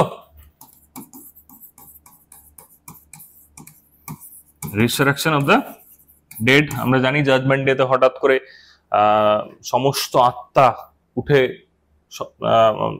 আমরা জানি জাজমেন্ট ডেতে হঠাৎ করে সমস্ত আত্মা উঠে যাবে। তো যে দেন আই প্রোবড দেম, তারপর যখন আমি একটু পরীক্ষা নিরীক্ষা করলাম, ওয়ান স্প্রাং আপ, হঠাৎ করে একটা মানুষ বা হয়তো লাশ, এখনো কিন্তু জানি না, তবে আমরা জানি এখান থেকে পুরো পোয়েট্রি পড়লে দেখতে পাবে যে সেই মানুষটা অ্যাকচুয়ালি লাশ বা জার্মান সোলজার। সে কিন্তু উঠে দাঁড়ালো, and stared with piteous recognition in fixed eyes, and stared, সে একটা মানে পাইটিয়াস, পাইটিয়াস মানে হচ্ছে এখানে কম্প্যাশনেট, মানে ফিল উইথ কম্প্যাশন,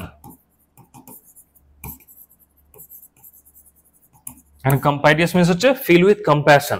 একজন জার্মান সোলজার উঠে দাঁড়ালো এবং সে আমার দিকে স্থির চোখে, fixed eyes represents lifeless I, এই ফিক্সড আই থেকে আমরা কিন্তু দেখতে পাচ্ছি, মানে বুঝতে পাচ্ছি ডেড আইজ, লাইফলেস আইজ। তো বলছে উইথ পিটিয়াস রিকগনিশন, এবং সেই স্থির চোখে আমার দিকে তাকিয়ে থাকলো। মানে হঠাৎ করে হয় না, তুমি কাউকে চিনতে পারছো, বহুদিন পর দেখছো, তো তুমি তোমার চোখটা যেমন আটকে যায়, ঠিক তেমন সেই যে লাশটা বা যে মানুষটা উঠলো সেটা যেন আমার দিকে তাকিয়ে তার চোখটা স্থির হয়ে গেল, যেন সে আমাকে চিনতে পারলো। এবং তার চোখের মধ্যে যেমন রিকগনিশন, মানে বুঝতে পারছি আমি, কবি বলছেন আমি বুঝতে পারছি সে আমাকে চিনতে পেরেছে, ঠিক তেমন তার মনের মধ্যে একটা কম্প্যাশন দেখতে পাচ্ছি। ইমাজিন করো, ইমাজিন করো, আমরা পরবর্তীতে গিয়ে দেখব এই জার্মান সোলজারকে আমাদেরই কবি উইলফ্রেড ওয়েন হত্যা করেছেন। মৃত্যুর পরে সেই জার্মান সোলজারের চোখে কিন্তু ঘৃণা নেই, কি আছে? কম্প্যাশনেট একটা চাহনি রয়েছে। মানে ইমাজিন করো, যখন একটা মানুষ সমস্ত কিছু গিভ আপ করে দেয়, তখন তার শত্রুকেও সে মানে দয়া করে বসায় যে আরে তোরও অবস্থা একই রকম হবে, সামথিং লাইক দ্যাট। মানে হিউম্যান অ্যাপিলের কোন জায়গাতে গেলে এই ফিলিংটা ডেভেলপ করা সম্ভব? মানে উইলফ্রেড ওয়েন কোন জায়গা থেকে কবিতাটা লিখছেন তাহলে ভেবে দেখো। লিফটিং ডিস্ট্রেসফুল হ্যান্ডস, এই যে ডিস্ট্রেসফুল হ্যান্ডস মানে ক্লান্ত হাত, সেই যে জার্মান সোলজার সে কিন্তু ডিস্ট্রেসফুল হ্যান্ড, সে যেন ক্লান্ত হাতটা তার তুলছে, অ্যাজ ইফ টু ব্লেস, যেন মনে হচ্ছে সে আমাকে আশীর্বাদ করছে। এই যে ডিস্ট্রেসফুল হ্যান্ড আর অ্যাজ ইফ টু ব্লেস, এখান থেকেও আমরা কিন্তু একটা বিবলিক্যাল রেফারেন্স পেয়ে যাচ্ছি। কিসের? এই যে ধরো পাইটিয়াস কম্প্যাশন কার মধ্যে ছিল? জিসাস ক্রাইস্টকে যখন রিপ্রেজেন্ট করা হয় তখন তো এইভাবে রিপ্রেজেন্ট করা হয় না। তো জিসাস ক্রাইস্টের বেশিরভাগ যখন ছবিগুলো দেখবে তখন দেখবে তার হাত দুটো বা একটা হাত তুলে যেন কাউকে কম্প্যাশনেটলি আশীর্বাদ করছেন, ব্লেসিংস দিচ্ছেন। তো ঠিক তেমনই কম্প্যাশনেট চাহনি, জিসাস ক্রাইস্টের চাহনি ছিল কম্প্যাশনেট। এখানে আমরা যে জার্মান সৈনিকের কথা বলছি যে মারা গেছে, সে যখন উঠে দাঁড়িয়েছে তার চাহনিটাও কম্প্যাশনেট, এবং সে জিসাস ক্রাইস্টের মতোই যেন ব্লেসিংস দেওয়ার জন্য হাতটা উঠিয়ে আমাদের কবি উইলফ্রেড ওয়েনকে যেন ব্লেসিংস দিচ্ছেন। অ্যান্ড বাই হিজ স্মাইল, তার যে মানে হাসি, একটা মৃত মানুষ, তার চোখটা দেখে বোঝা যাচ্ছে মানুষটা মৃত, তার ক্লান্ত হাতে তার শত্রুর দিকে তাকিয়ে সে হাসছে। ইমাজিন করো, it's a kind of mixture of death and life. মানে কবি যেন আমাদেরকে সেই ফিলিংটা দিতে চাইছেন যে একটা যুদ্ধের পরেও একটা শত্রুর মধ্যে কোন লেভেলের কম্প্যাশন ব্যাপারটা থাকলে এটা হতে পারে যে সে আমার দিকে তাকিয়ে হাসছে। আই নিউ দ্যাট সালেন হল, আমি সেই সালেন হলটা জানতাম। মানে টানেলের কথা বলছেন বা ট্রেঞ্চের কথা বলছেন, সেই সালেন হলের কথাটা ততক্ষণে বুঝতে পেরে গেছিলাম যে কি। And by his dead smile, তার এই মৃত হাসি, এখানে হাসিটা কেমন ফ্যাকাশে, মৃত, dead smile, I knew we stood in hell, আমি রিয়ালাইজ করে গেছিলাম আমরা, এখানে উই মিন্স কবিও মৃত, এখন আমরা এখান থেকে জানতে পাচ্ছি, এবং সেই সোলজারটাও মৃত। কবি ইংলিশ সোলজার, সেই সোলজারটা জার্মান সোলজার। আমরা নরকে দাঁড়িয়ে রয়েছি। ওই যে স্ল্যান্ট রাইমের যে কনসেপ্টটা তোমাদেরকে বোঝাচ্ছিলাম বা প্যারারাইমের কনসেপ্টটা বোঝাচ্ছিলাম, এই যে দেখো এখানকার কনসোনেন্ট সাউন্ড, এখানকার কনসোনেন্ট সাউন্ড, সেখানকার কনসোনেন্ট সাউন্ড, সেখানকার কনসোনেন্ট সাউন্ড সেম, কিন্তু ভাওয়েল সাউন্ডসটা দেখো ডিফারেন্ট। এটা হচ্ছে প্যারারাইম। বোঝা গেল? বলছে with a thousand fears. Now thousand fears কেন? With a thousand fears that vision's face was grand, yet no blood reached there from the upper ground, and no guns thumped or down the flues made moan. Strange friend, I said, here is no cause to mourn. এবার কবি প্রথমে explain করছেন যে তিনি যার সঙ্গে তার পরিচয় ঘটলো, মানে উইলফ্রেড ওয়েন, একজন ইংলিশ সোলজার, কিছুক্ষণ আগে যে জার্মান সোলজারের লাশটা বা ডেড বডিটা উঠে দাঁড়ালো এবং তারা, কবি রিয়ালাইজ করলেন যে তিনি নরকে আছেন। তো সেই নরকে থাকা অবস্থায় কবি যখন তাকে দেখছেন তখন তার রূপের একটু বর্ণনা করছেন। কি বর্ণনা করছেন দেখো, with a thousand fears, German সোলজারের চোখে মুখে হাজারো রকমের ভয়। কিসের ভয়? অ্যাংজাইটি হতে পারে, ফিয়ার অফ ডেথ হতে পারে, ফিয়ার অফ লুজিং সামওয়ান হতে পারে, সাইকোলজিক্যাল ডিস্ট্রেস হতে পারে, কত রকমের, মানে যুদ্ধক্ষেত্র রিলেটেড যত ভয় আছে সমস্ত ভয় এখানে দেখা যাচ্ছে। হচ্ছে with a thousand fears that the vision's face. এখানে ভিজনস ফেস মিন্স হচ্ছে সে জার্মান সোলজারের কথাই বলছে। মানে কবি নিজের আনকনসিয়াস মাইন্ডে বা সাবকনসিয়াস মাইন্ডে যে ফেসটাকে দেখতে পাচ্ছেন সেটার কথা তিনি হয়তো বলছেন যে উইথ দ্যাট ভিজনস ফেস ওয়াজ গ্রেন্ড। এখানে গ্রেন্ড মানে হচ্ছে কার্ভড, খোদাই করা। যেমন হিস্ট্রি খোদাই করা থাকে, কোন একটা মনুমেন্টে কোনো কিছু খোদাই করা থাকে, ঠিক যেমন জার্মান সৈনিকের মুখের মধ্যে হিস্ট্রি খোদাই করা থাকলো। কিসের হিস্ট্রি? প্রথম বিশ্বযুদ্ধের ভয়াবহতার হিস্ট্রি, কোনো কিছুকে হারানোর হিস্ট্রি, অ্যাংজাইটির হিস্ট্রি, ফিয়ারের হিস্ট্রি, সেটা যেন খোদাই করা রয়েছে। এই পার্টিকুলার গ্রেন শব্দটা কিন্তু আর একটা বিবলিক্যাল রেফারেন্সে আমরা যাব। কিসের? অ্যাবল এন্ড কেনের কথা তোমরা জানো। According to the biblical reference আমরা জানি যে অ্যাবল এবং কেন তারা দুই ভাই ছিল এবং কেন অ্যাবলকে হত্যা করে। কিসের জন্য? হিংসা করে। এবং কেন যখন অ্যাবলকে হত্যা করলো তখন গড কেনকে অভিশাপ দিল। কি অভিশাপ দিল? যে তার শরীরে বা তার মুখে এমন একটা মার্ক থাকবে বা ছাপ থাকবে বা এমন কিছু খোদাই করা থাকবে যেটার বেসিসে তাকে দেখলেই মানুষজন বুঝতে পারবে যে এই সেই কেন পাপী ব্যক্তি যে তার নিজের ভাইকে হত্যা করেছিল। এখানে হয়তো সেই রেফারেন্সটাকেই কবি তুলে আনছেন যে জার্মান সোলজারের ফেসে ইতিহাসের করুণতম জিনিসটা খোদাই করা রয়েছে, যেটা দেখেই পুরো সমগ্র মানব জাতি বুঝতে পারবে যে জার্মান সোলজার যুদ্ধে পার্টিসিপেট করেছিল, যুদ্ধের মতো একটা ভয়ঙ্কর জিনিসে, পাপের জিনিসে পার্টিসিপেট করেছিল এবং তার অবস্থাটা, মানে ঈশ্বর যেন তাকে সেই একই রকম কেনের মতো শাস্তি দিয়েছেন, বা সেই একই রকম কেনের মতো তার মধ্যে একটা তার মুখশ্রীর মধ্যেই ইতিহাসকে ক্রেভ করে রেখেছেন। কিসের ইতিহাস? The history of world war, তার ইতিহাসকে তিনি করে রেখেছেন। তারপর কি বলছেন যে তার মুখে, এবার কবি তার মুখে ভয় দেখছেন, একটা ভয়ের চিহ্ন দেখতে পাচ্ছেন, অ্যাংজাইটি দেখতে পাচ্ছেন। তারপর বলছেন yet no blood reached there from the upper ground, বলছে যে আমরা তো এখন নরকে আছি, টানেলে আছি, যুদ্ধ চলছে উপরে, আপার গ্রাউন্ড, উপরে যুদ্ধ চলছে আর্থ, তো বলছে উপর থেকে কোনো রক্ত তো এখানে পড়ছে না, ইট মিনস যুদ্ধের কোনো সাইন তো এখানে দেখতে পাচ্ছি না, কবি বলছেন। and no guns thumped, কোনো বন্দুকের আওয়াজও পাচ্ছি না। or down the flues made moan, এখানে ফ্লুজ মিন্স হচ্ছে টানেলের মধ্যে এয়ার পাসেজ হওয়ার জন্য যে সাব টানেল গুলো থাকতো, ট্রেঞ্চের মধ্যে হাওয়া বাতাস পাস হওয়ার জন্য যে সাব টানেল থাকতো সেটাকে ফ্লুজ বলা হচ্ছে। বলছে ডাউন দ্য ফ্লুজ মেড মোন, বলছে ফ্লুজ দিয়েও তো কোনো যুদ্ধ বিগ্রহের কোনো আর্তনাদ, এখানে মন মিন্স মানুষ যে মারা যাচ্ছে, চারিদিকে বম ফুটছে, গুলি চলছে, আর্তনাদ, চিৎকার, হাহাকার, তারও কোনো আওয়াজ পাচ্ছি না। তারপরেও তার মুখের মধ্যে কেন এত ভয়, কেন থাউজেন্ড ফিয়ার্স বিরাজমান তার মুখের মধ্যে? কবির মনে মনে একটা প্রশ্ন জাগছে। তারপরে কবি সেই জার্মান সোলজারকে বলছেন, কি বলছেন?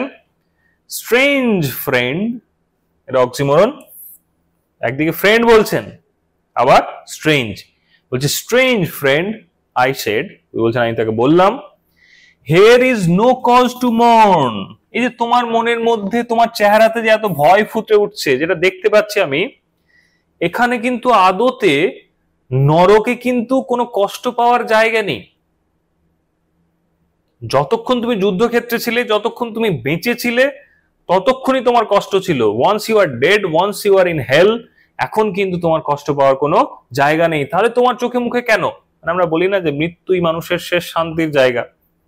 তো সামহাও কবি মানে নিজের লাইফ নিয়ে এত বেশি ফ্রাস্ট্রেটেড হয়ে গেছিলেন যে তিনি এটা জানতেন যে মরে গেলেই বোধহয় তিনি শান্তি পাবেন, মরে গেলেই বোধহয় তার মনের মধ্যে যে সেল শক, তিনি সেল শক হয়ে চিকিৎসাধীন ছিলেন। ভেবে দেখো, কবি দিনের পর দিন কতগুলো লাশের সঙ্গে একটা ট্রেঞ্চের মধ্যে বদ্ধ হয়ে কাটাচ্ছেন, ইমাজিন কত ভয়ঙ্কর সিচুয়েশনের মধ্যে। তো সেটার কথা তিনি আশ্বস্ত করছেন জার্মান সোলজারকে যে ভাই, ওপরে ছিলিস তুই জার্মান সোলজার, আমি ছিলাম ইংলিশ সোলজার, এখন আমরা সবাই মরে গেছি এবং নরকে চলে এসেছি, অতএব চাপের কোনো ব্যাপার বিষয় এখানে, কষ্ট নেই এখানে, না তুই জার্মান সোলজার না আমি English soldier, we are all dead. None said the other, এখানে আদার মিন্স সেই জার্মান সোলজার যে কিছুক্ষণ আগে উঠে দাঁড়ালো, বলছে ভাই আমার কোনো কষ্ট নেই,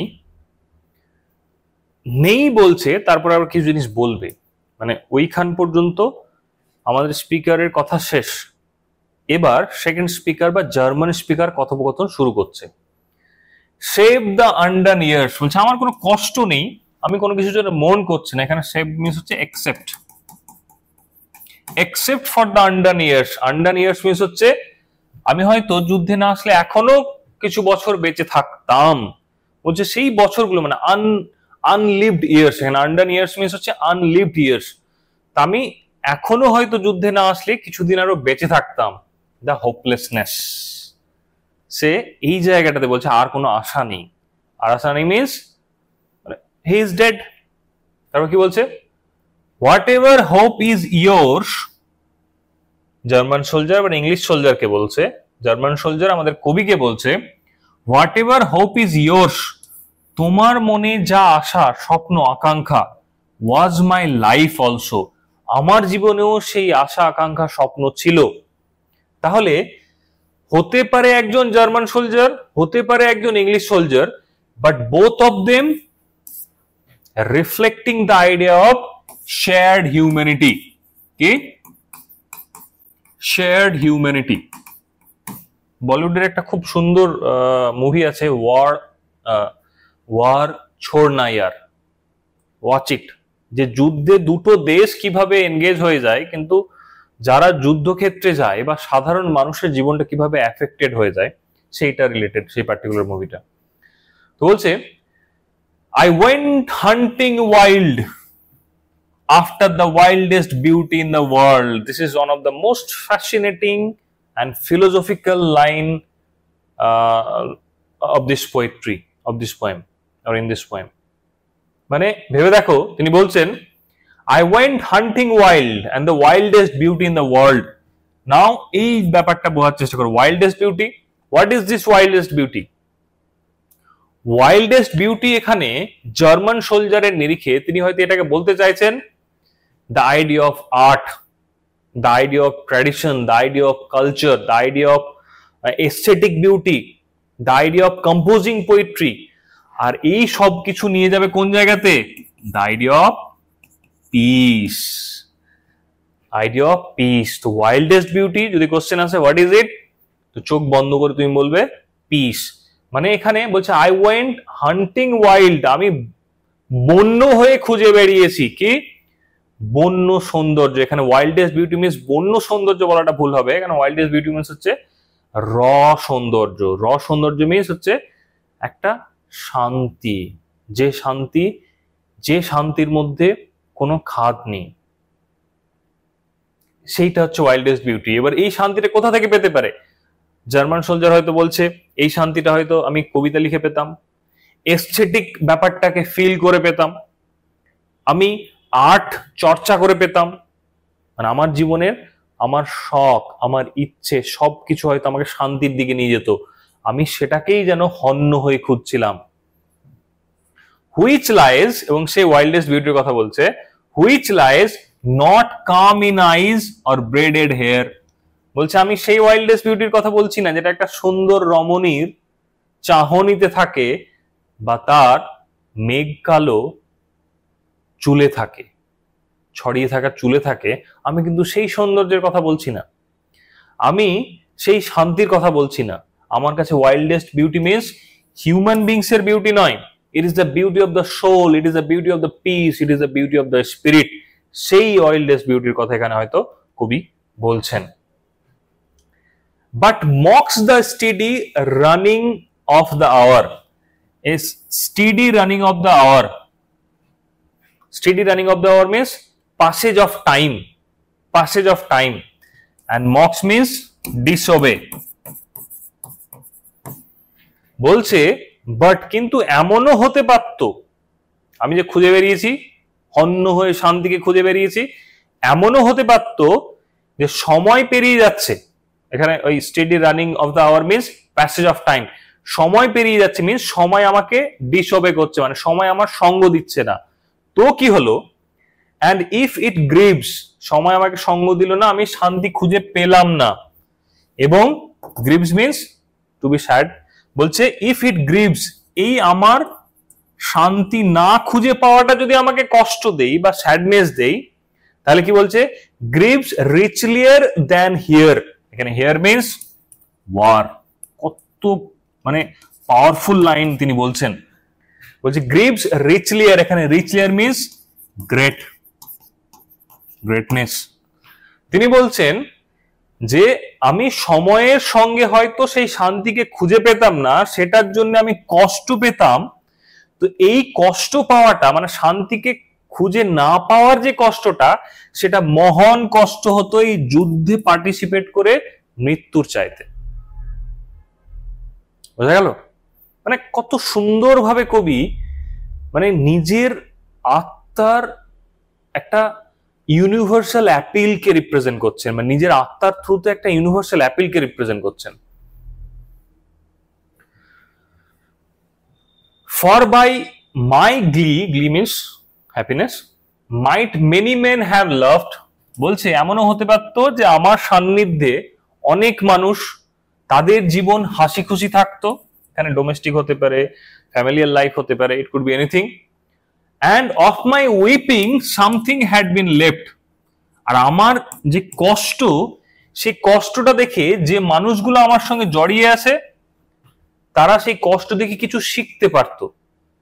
মানে কবি তার জীবনের দুটো পসিবিলিটি বলছেন। বলছে নেসেসারি নয় যে আমি যে যুদ্ধে না আসতাম বেঁচে থাকতাম, বেঁচে থাকলে হয় ভালো থাকতাম, হাসি খুশি থাকতাম, তাহলে আমার হাসি খুশি দেখে আমার চারপাশের মানুষজন হাসি খুশি থাকতো।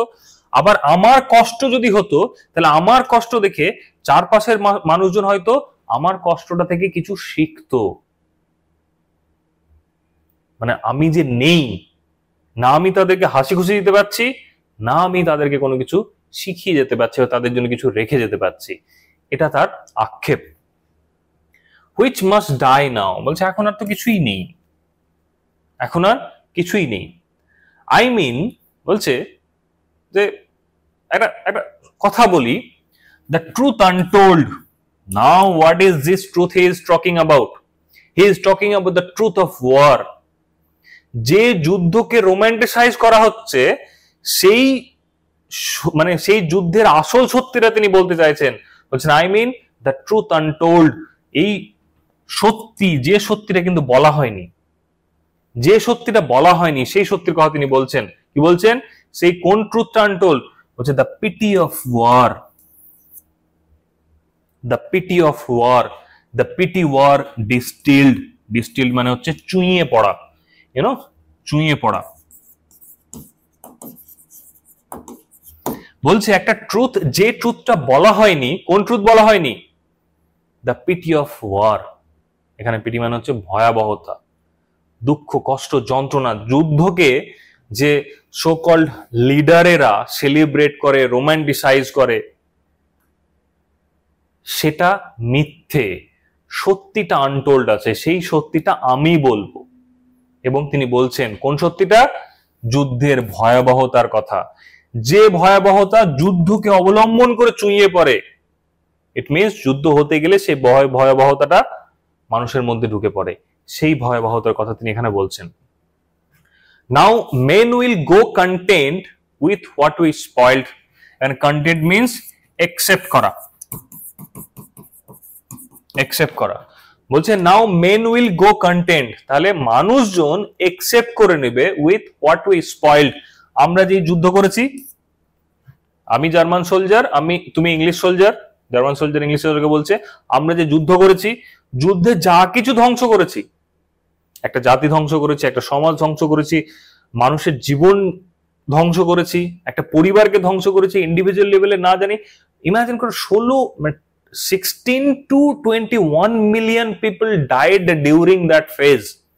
কত ভয়াবহতা ছিল, তাহলে কত ভয়ঙ্কর সিচুয়েশন ক্রিয়েট হয়ে গেছিল।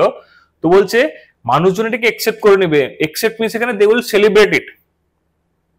Killing can be the celebration for the common mass. এটাই হচ্ছে টক্সিক ন্যাশনালিজম, যে যুদ্ধে যে মানুষ মারা গেল, অথচ সেটা ঠিক আছে, কোন দেশ ভুল কোন দেশ ঠিক সেটা পরের কথা, কিন্তু সাধারণ মানুষ যে সেটাতে মারা গেল, সেটার জন্য মানুষ হিসেবে আমাদের যে মিনিমাম কম্প্যাশনেট হওয়া উচিত, সেটাই যেন আজকে আমরা হারিয়ে ফেলছি। ওই জন্য বলছে now men will go content, men will accept, কি আমরা যা কিছু হত্যা লীলা চালিয়েছি, ধ্বংস লীলা চালিয়েছি, সেটা নিয়ে তারা একসেপ্ট করে নেবে। অর ডিসকন্টেন্ট, এমনও হতে পারে যে তারা এটাকে একসেপ্ট করবে না। একসেপ্ট করবে না মিনস এই জন্য একসেপ্ট করবে না নয় যে ধ্বংসলীলা তোমরা করেছো, ঠিক করনি, এটা নয়। তারা ডিসএগ্রি করবে, কিসের জন্য? আরো ধ্বংস করার জন্য। Boil bloody, boil bloody means হচ্ছে রাইজিং অ্যাঙ্গার, রাইজিং অ্যাঙ্গার। তারা আরো বেশি রাগান্বিত হয়ে যাবে এবং আরো তারা যুদ্ধে লিপ্ত হয়ে যাবে। অ্যান্ড বি স্পেল্ড, এখানে স্পেল্ড মিনস হচ্ছে ব্লাডশেড, স্পেল্ড মিনস হচ্ছে ব্লাডশেড। আরো চারিদিকে রক্তক্ষয় ঝরিয়ে, মানে আরো তারা রাগান্বিত হয়ে গিয়ে, মানে তারা যদি এটা, সাধারণ মানুষ যদি এটা ফিল করে যে আমরা কিছুই করতে পারি, তাহলে সাধারণ মানুষই বন্দুক ধরে যেন আরো সমাজকে ধ্বংস করার চেষ্টা করবে। আরো শুধুমাত্র জাস্ট বিকজ দুটো কালচার আলাদা, বর্ডার আলাদা, মানুষ আলাদা, সেই জন্য একটা মানুষ আর একটা মানুষকে ভয়ঙ্কর রাগান্বিত হয়ে হত্যা করবে। তারপরে কি? They will be swift with swiftness of the tigress. এবং তারা কি? এখানে they means the common men. Common men will be swift with the swiftness of the tigress. তারা বাঘের মতো, কিসের মতো হবে? একটা tigress represent the fierce attacking ability, তারা যেন তীব্রতার সঙ্গে অ্যাটাক করবে। নান উইল ব্রেক র্যাঙ্কস, এখানে ব্রেক মানে হচ্ছে টু কোয়েশ্চেন, টু কোয়েশ্চেন। আর র্যাঙ্কস মিন্স হচ্ছে যে উপরের লিডাররা যে নির্দ্বিধাতে যেসব আইন কানুন পাস করছে যুদ্ধ কেন্দ্রিক, সেটাকে যে তুলে কোশ্চেন করবে, কেউ কোশ্চেন করবে না। মানে কোশ্চেন করলেই তো একটা ধারাবাহিকতাটা ভেঙে যাবে, সেই জন্য বলছে নান উইল ব্রেক র্যাঙ্কস, কেউ সেটা তুলে কোশ্চেন করবে না। The Nations trek from progress, trek means হচ্ছে অ্যাওয়ে, ট্রেক মিন্স হচ্ছে অ্যাওয়ে। বলছে যদিও বা দেশ আরো পিছনের দিকে যাবে, কিসের প্রোগ্রেস? পিস, নলেজ বা হিউম্যানিটি। একটা দেশ কি শুধুমাত্র ইকোনমিক প্রোগ্রেসকেই প্রোগ্রেস বলা হয়? Obviously not. আমরা যে এতদিন থেকে এতগুলো পোয়েট্রি পড়লাম, এখানে প্রোগ্রেসের ডেফিনেশনটা কি? প্রোগ্রেসের definition is determined by the idea of getting peace, the peace of your soul. এটাই বলছে যে একটা দেশ বা দেশ আরো প্রোগ্রেস থেকে পিছনে সরে আসবে। কেন সরে আসবে? এই যে টক্সিক ন্যাশনালিজম যখন ঢুকে যাবে, তখন মানুষ শিক্ষা দীক্ষা, জব, ক্ষুধা এগুলো নিয়ে ভাববে না, সব সময় শুধুমাত্র কোনো একটা পার্টিকুলার পলিটিক্যাল লিডারকে অবলম্বন করে তাদের সমস্ত চিন্তাধারা ঘুরবে। এখানে ঠিক সেই র্যাঙ্কের কথাই বলছে, সেই মানুষ যে কোয়েশ্চেন করতে পারছে না, আর কোয়েশ্চেন যুদ্ধকে অবলম্বন করে মানুষ যে প্রশ্ন করতে পারছে না, এবং সে প্রশ্ন করতে না পারার জন্য মানুষ ধীরে ধীরে আরো মানে একটা দেশ ধীরে ধীরে প্রোগ্রেস থেকে দূরে সরে আসছে। Courage was mine and I had mystery, আমার সাহস ছিল এবং আমি মিস্টিরিয়াস ছিলাম। মিস্টিরিয়াস মিন্স তার ক্রিয়েটিভ অ্যাবিলিটিকে রিপ্রেজেন্ট করছে। Wisdom was mine and I had mastery, বলছে মানে কারেজ সোলকে রিপ্রেজেন্ট করছে আর উইজডম মাইন্ডকে রিপ্রেজেন্ট করছে। ওকে, মানে সিম্পলিফাইড ওয়েতে জার্মান সোলজার নিজেকে রিপ্রেজেন্ট করছে যে আমার যেমন কারেজ ছিল তেমন আমি মাইন্ডফুলও ছিলাম। আই ওয়াজ নট বোকা ইনাফ যে যে যা বলবে সেটা শুনে নেব। বলছে দুটোই আমার মধ্যে ছিল। To miss the march of this retreating world, to miss the march of this retreating world into vain citadels that are not world. মারাত্মক কথা বলছে। বলছে আমার মধ্যে যথেষ্ট সাহস ছিল, বুদ্ধিমত্তাও ছিল। কি কারণে? টু মিস দ্য মার্চ, এখানে মার্চ মানে হচ্ছে ভিড়। ওই যে ওয়ার্ল্ড ওয়ারের প্রথম ইন্ট্রোডাকশনে বললাম না যে পাবজি খেলার মতো করে মানুষজন তখনকার ইয়াং ব্যাটালিয়ন ভাবছে যে আমরা যুদ্ধক্ষেত্রে বন্দুক নিয়ে যাব, গুলি করবো, মুখ করবো, তুমুক করবো, তারপর যুদ্ধক্ষেত্রে গিয়ে যে ডিভাস্টেটিং সিচুয়েশনটা দেখলো সেটার কথা বলছে। To miss the march of this retreating world, এখানে রিট্রিটিং ওয়ার্ল্ড মানে জগৎ যেন পিছিয়ে আসছে, জগতের মধ্যে যেন সেই জীবনী শক্তিটা আর নেই। ইনটু ভেন সিটাডেলস, এখানে vain citadels that are not world, যেটা ভালোভাবে শক্ত করা নেই। এখানে ভেন সিটাডেলস মিন্স, এখানে সিটাডেলস মানে দুর্গ নয়, এখানে সিটাডেলস এর মূলত তিনটে অর্থ হবে। Okay, there are three major aspects of vain citadels.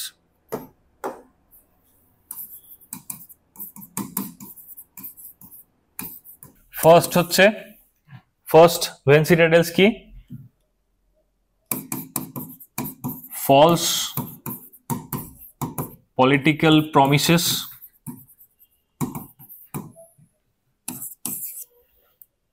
false idea of nationalism,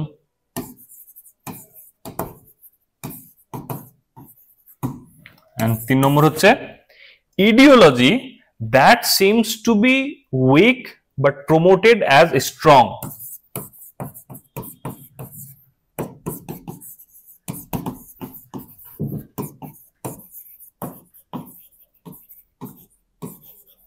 But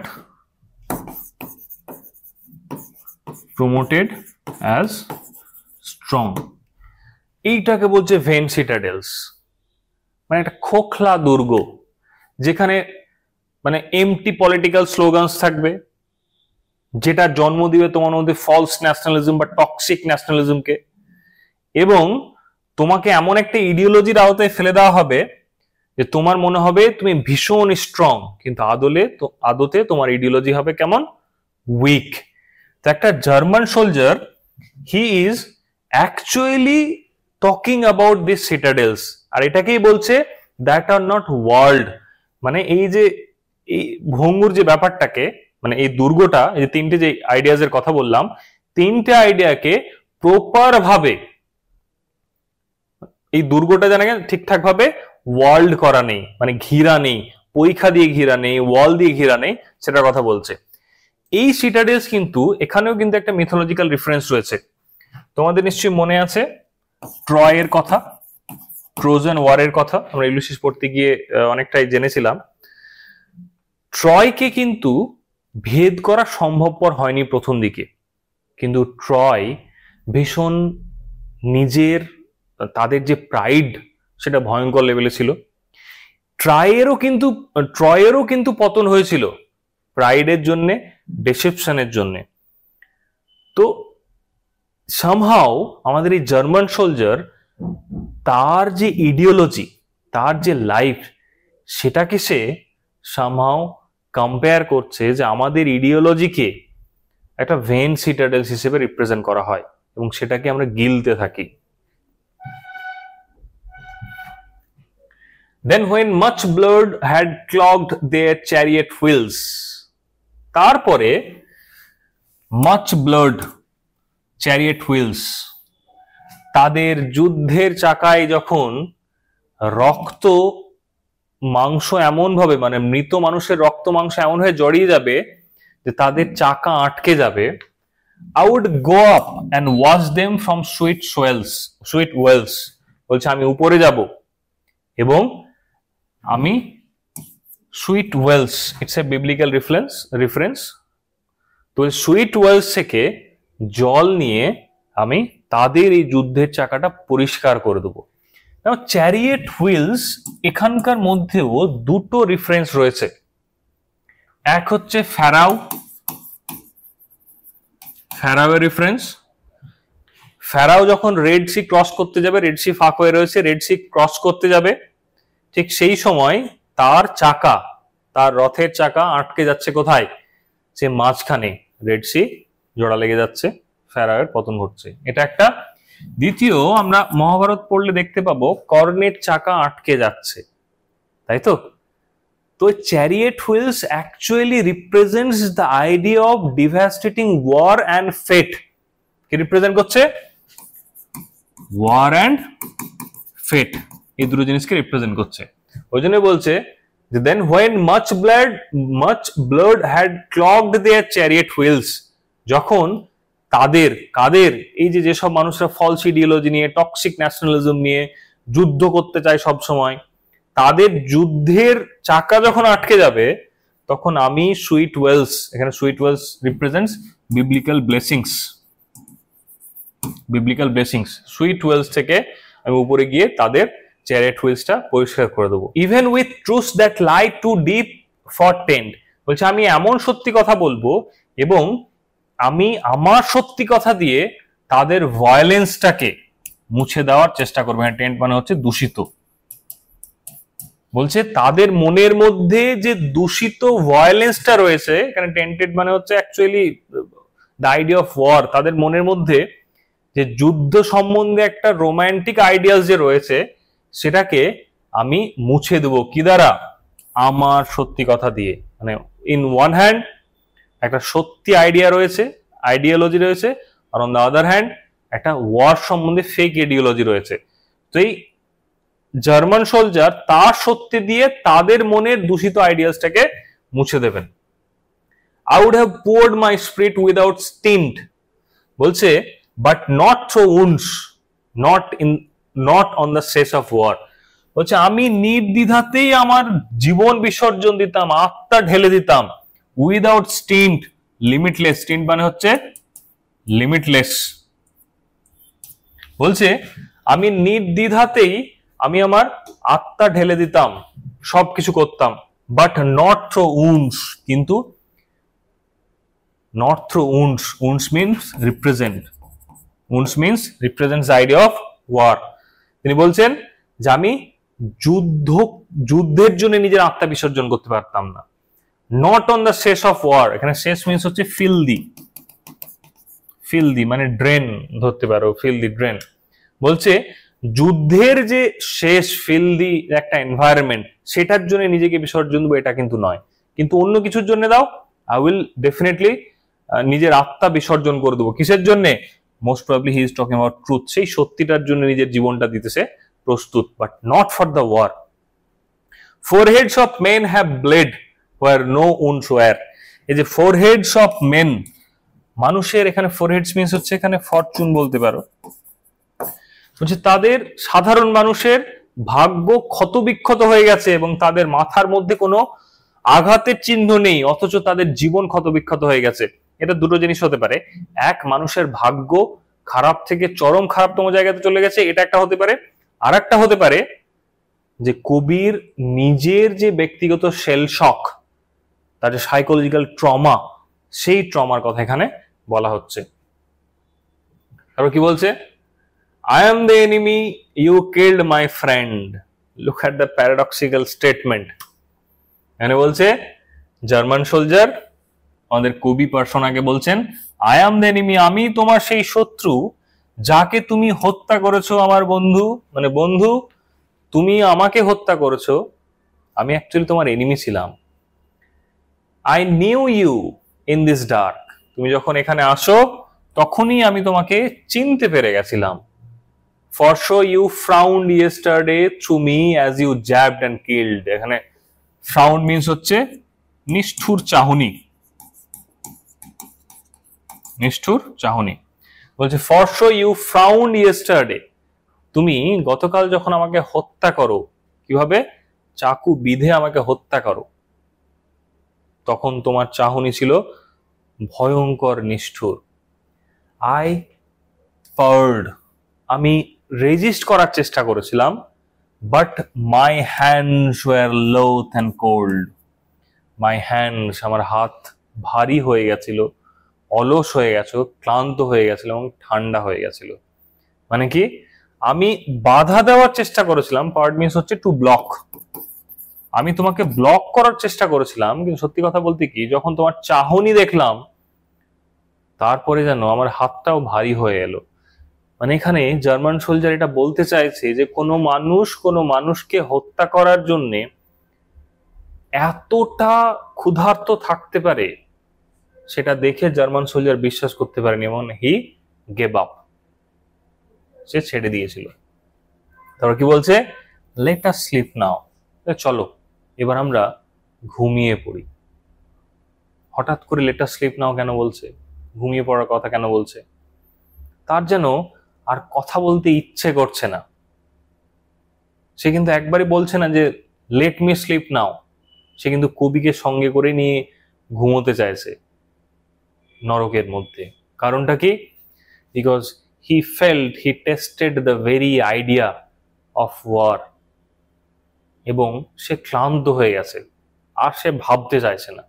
তার সমস্ত কথোপকথন, সমস্ত ভাবনা এখানেই শেষ হচ্ছে। ফিগারস অফ স্পিচটা এখানে আমি আলোচনা করলাম না, কারণ ফিগারস অফ স্পিচ আলোচনা করলে ক্লাসটা আরো অনেকটা বড় হয়ে যাবে। ফিগারস অফ স্পিচগুলো আমি স্টাডি ম্যাটেরিয়ালসে দিয়ে দেবো।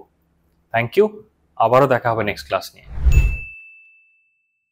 এই ধরনের এডুকেশনাল ভিডিও আরও দেখতে চ্যানেলটিকে সাবস্ক্রাইব করে এলিট পরিবারের মেম্বার হয়ে যাও। Thank you so much, and always remember, knowledge worth sharing.